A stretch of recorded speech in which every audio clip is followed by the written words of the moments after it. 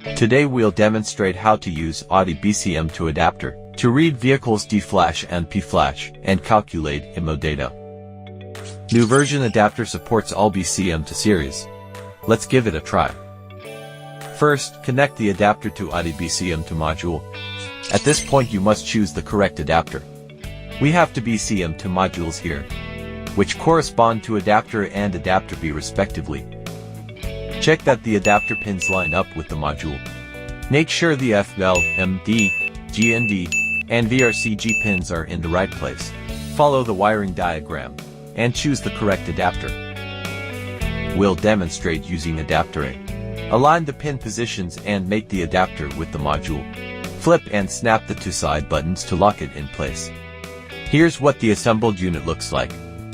Use Key Tool Plus adapter cable to connect the assembled part to the Key Tool Plus. Once connected, begin reading the data. Follow the on-screen steps.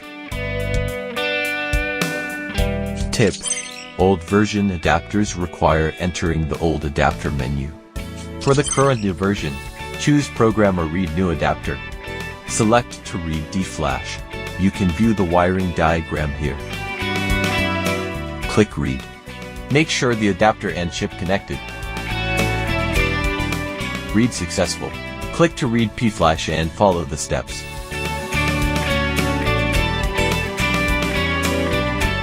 After a successful read, go back to the 5th Immobilizer System interface. Load the D P-flash files you just read to obtain IMMO data.